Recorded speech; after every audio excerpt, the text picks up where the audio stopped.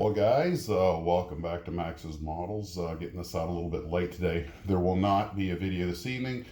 My nephew is going in the Army. In a couple of days, we're having his farewell tonight, so I will be gone all evening. However, I did want to get something out today, so I hope you're enjoying your Friday. And here's the latest news that is the news. First off, I want to thank everybody for commenting on the missing wheels for the Corporal missile. A lot of guys chimed in. That bag that had the wheels, I do not recall ever seeing it. I think they may have just missed the box with this one. Not the end of the world, because I did find plenty of pictures of Corporal missiles that were on their launcher that the wheels have been completely removed. I have never seen one of these launchers up close that I can recall with the wheels on it, as many museums as I've been to, but I'm guessing if it's like most military equipment of that era, pretty much anything can be taken off with a basic wrench set. One of the beauties of military equipment, in the American military anyway, is that if you've got an 8-piece wrench set, you can pretty much tear any vehicle down to the frame. The simplicity was magnificent, or is. I don't know if it's still that way. By the time I'd gotten in the Army, well, actually, even when I was in the Army, the Jeeps and armored vehicles, yeah, it was still pretty straightforward. And that was by design. So, also another issue I wanted to bring up was some folks had promised we were going to do some armor models, and when I said car models, I realized I had not put an armor build on the list, and that kind of gave me an idea. The next build, which is the car build, is going to be a Carmor build, or Carmor, a combination of car and armor. So what it's really going to be is a surface land vehicle. So if you want to do a car or a truck or a motorcycle or a military armored vehicle for the car build, I say in car build, I really should say land vehicle build, that'll be fine. And the only rules behind that are it's got to be something real. So we're going to save the kit bashes and fantasy builds for later, although I do think that if you want to modify it to something that's realistic or close to realistic, that's fine. But let's hold off all the wild stuff until we get to some of the later builds. So car, motorcycle, trike, truck, tank, armored car, that'll all be part of the build that's going to come after the Cold War missile build. So I understand that where these builds are concerned, when we did the B-25, which is our first one, we picked a specific piece of equipment that seemed to be very popular. Everybody liked that idea. But henceforth, with certain exceptions that might come about in the future, I want to keep these builds where people can keep it to a genre, but let people pick what they want to build. Because the whole idea behind this channel is to have fun. Now, at some point, we might do something like a Star Wars or Star Trek build or something like that. And you can pick anything that would get a little more specific. But in general, I just want to stay with a general theme so folks can have fun with it. And I know some of you guys only build armor, some of you guys only build cars, some of you guys only build aircraft, so on and so forth. And I have to be careful, because since I build everything, I tend to forget how excluded someone might feel if they look, I don't build tanks, or I don't build planes, so I'm just going to skip this one. And the whole idea is for everybody to have some fun. So following the Cold War missile build, it's just going to be let's call it a reality landcraft build. Wheeled or tracked, doesn't matter how many wheels, and something that really exists, or at least could exist, in the real world. I think that'll keep it fun for everybody. Now, in other great news, I had totally forgotten while we're doing this Cold War missile build.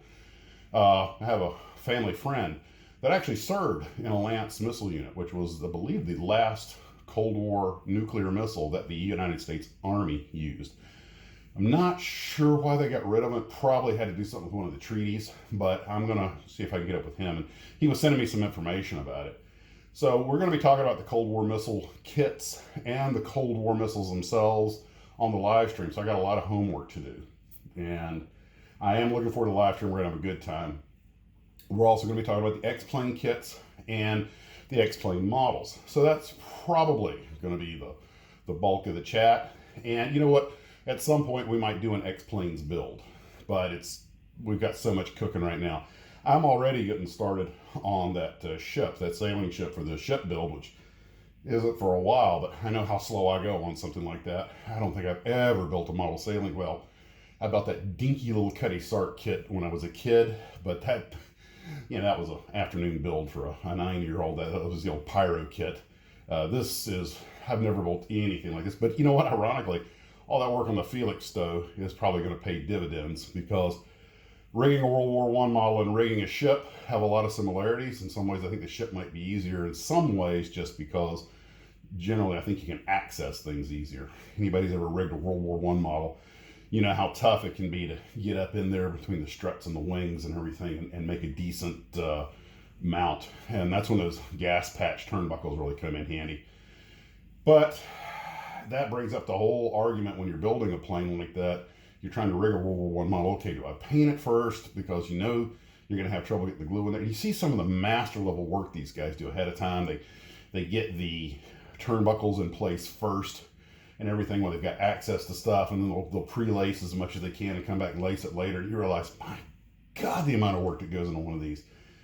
I tried to take some shortcuts on the Felix stove, and it looks great up on the shelf. You get up close and personal, and you start to see a few blemishes. That's why you don't get up close and personal. But you see the work these guys do, and then I find out that one that was in the book on building wings models got you 2 years to build that thing. I said, well, that makes sense. But hopefully today, back to missiles, hopefully today I will finish both the V2 and the Corporal before I get off to this afternoon's activities. I'm going to go ahead and take a stab at getting the monogram missile display started. I don't really see me finishing that before the deadline, because there's just too many missiles there that they go together very easily. It's the detail, of course, those is in painting them.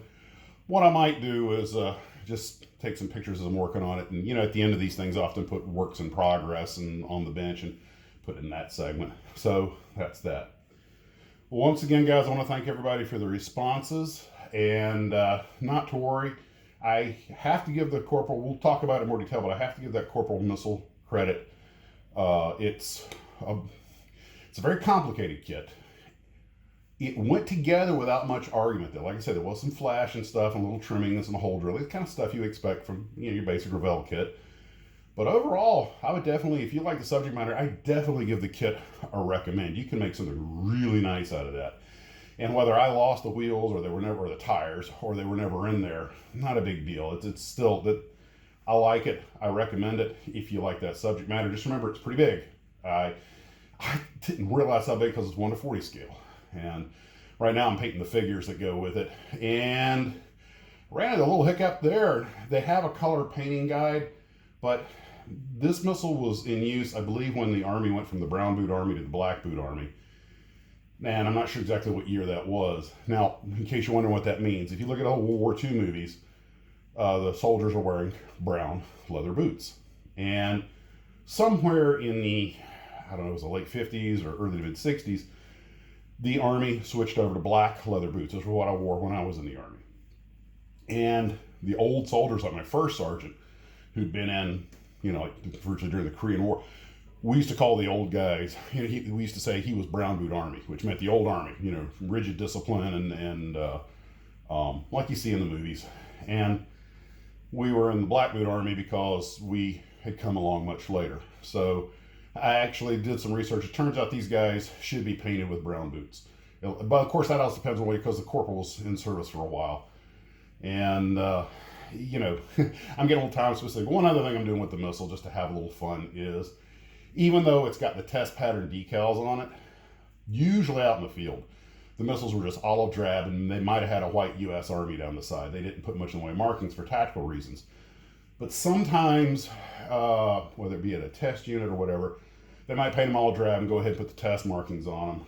Maybe they didn't. The photos I found are a little of everything. Once they were deployed, I'm pretty sure they were just olive drab. But I decided to have a little fun with it. I'm making it olive drab, so, but I went ahead and put the test decals on it. And my attitude is like, well, you can call it a test shot out at the range, but in olive drab markings to see if they'd have trouble tracking. I'm just coming up with an excuse, making it what I want it to be. And I just didn't want to throw away good decals. And of course, you don't throw them away, you put them in your stash. But I don't know, I just thought it was just, with everything being olive drab, it just looks, I mean, it was easy. I mean, basically 2 colors. Everything's olive drab and the tires are black. But I was like, yeah, I just want to give it a little more pop. So I went ahead and put the desk decals on the olive drab paint scheme, which who knows, one of them might have actually had. Point is I like it. If it's historically inaccurate, ooh, the Republic will not fall. So I'm going to have some fun with it. I'm liking the way it looks. And in the end, being happy with your build, that's what it's all about. Well, guys, take care of yourselves. We'll see you later. I got 5 more minutes to do on the exercise bike. Take care of yourselves, and as always, model on.